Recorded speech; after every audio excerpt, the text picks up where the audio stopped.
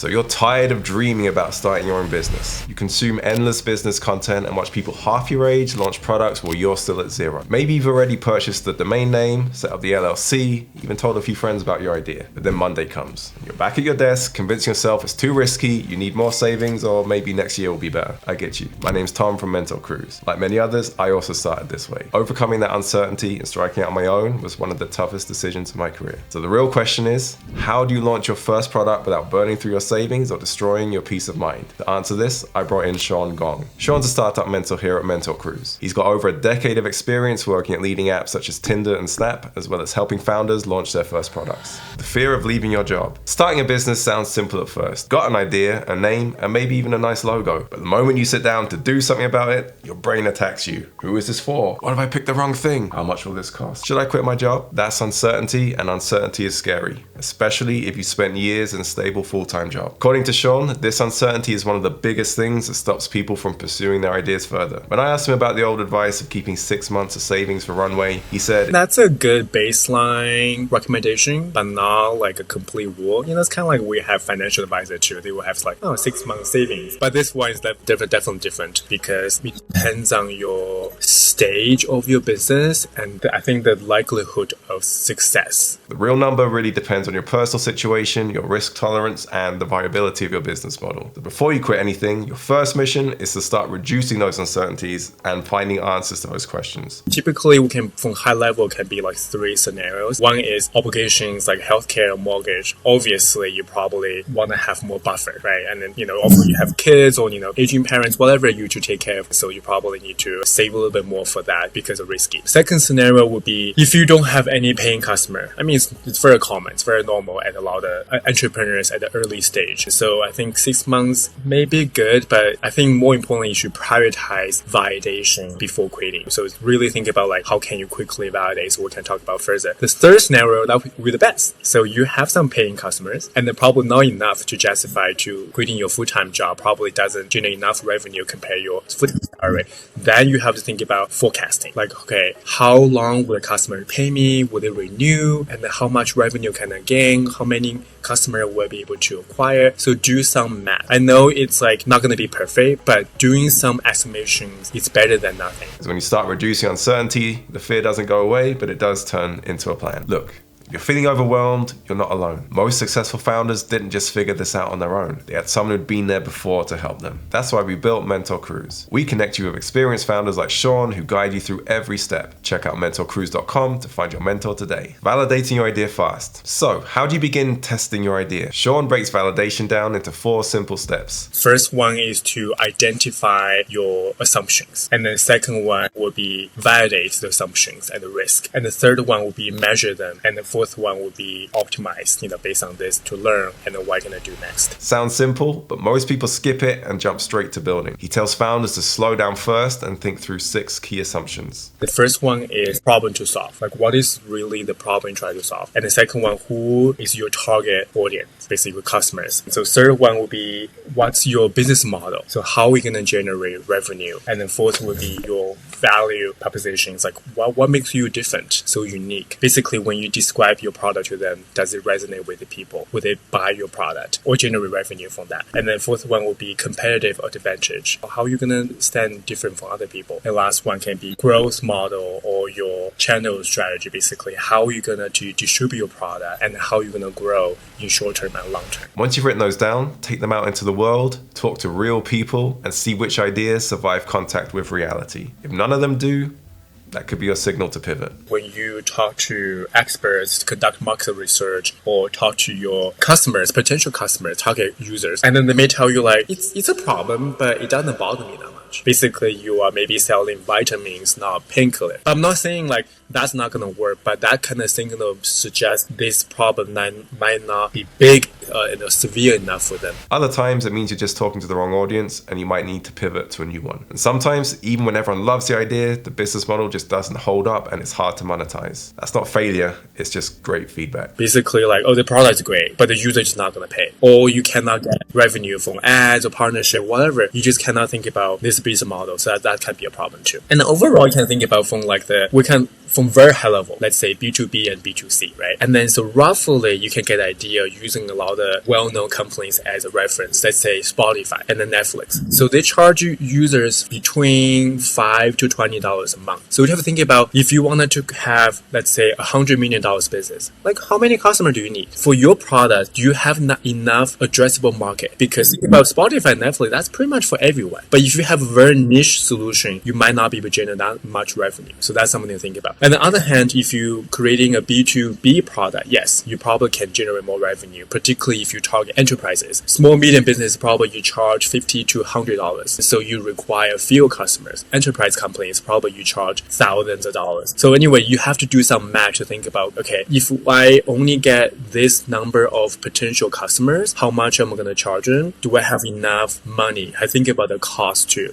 run the business. For example, one of Shawn's mentees wanted to build a community for lonely founders. After talking to people, she realized they didn't want another platform. They just wanted connection, and that changed her direction. Her belief was that a lot of founders, they had a lot of challenges. And one of the problem is they feel so lonely. They don't have enough support from the peer in the similar business or similar like business challenges. And then so her belief that she can create like a community. We haven't basically finalized what the community, the product would be like, but that's kind of her idea. When we first talk about this, she has made some common mistakes. For example, she would say something like, my solution is going to work. I'm going to be like WhatsApp, like Facebook. I said, okay, that's ambitious, but let's like slow down, talk about like how, right? Like where did this idea come from? So I really kind of coach her thinking about, okay, write down your idea and then make a difference. Because notice like after she wrote down, I gave her a framework and then she was able to think more clearly. And then she would really want to make some corrections, adjustment. Because when she writes down, she's like, oh, maybe that doesn't make sense. Yeah, she will start questioning herself. So that's really good process. So that's kind of how we start basically like lay down this business plan. And then the second phase I asked her is to find the potential customers and then interview them to gather this information you have. And then so that's where we are. And the one mistake she also made was she, of course, used AI to build a chatbot and then solve the problem. And then I tested out, it's not working. That's not the most important thing. But more important is, I told her, I said, well, we don't know if that's going to work. We don't even know the problem yet. For example, I asked her to draft a message to the potential customer. She would say like, what are your challenges? I said, well, that's too vague. What if they tell you like, oh, I have trouble getting a loan? And then I say, well, then you're not going to provide that. You are not a bank. You are not an investor, right?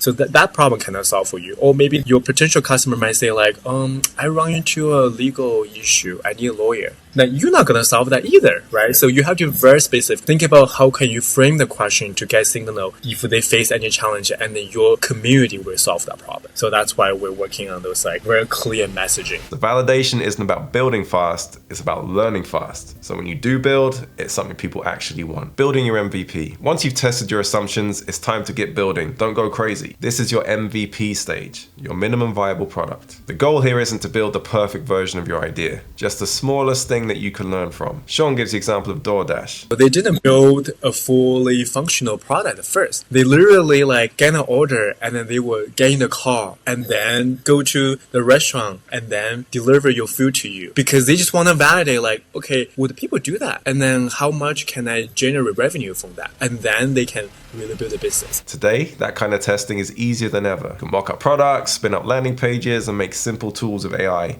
all in your spare time. And MVP can be even simple. So for example, if you just want to test out if people are interested in this idea or not, you can even build like a website. And then you don't have to be functional. Basically, you just present your value proposition and to see if your user will click it. If user say like, oh, I'm going to join the waiting list, that can be a signal like, okay, there's a lot of people who are interested in joining and maybe paying, and that can be a signal. So now I can build it. So my recommendation is like, think about what do you try to validate first, and then what the easiest, simplest solution you can build to validate that first. The question therefore isn't how fast can I build this, it's what's the simplest way to learn whether this works? Before you spend a ton of time and money building the whole thing, try just building the proof instead. Make it small enough to test quickly, but real enough to teach you something. Getting your first customer. Once you've built your MVP, the next step is finding your first customer. Cool thing is, if you've done your validation right, you've probably already met them. Shawn says your first customers usually come from the people who help shape your product.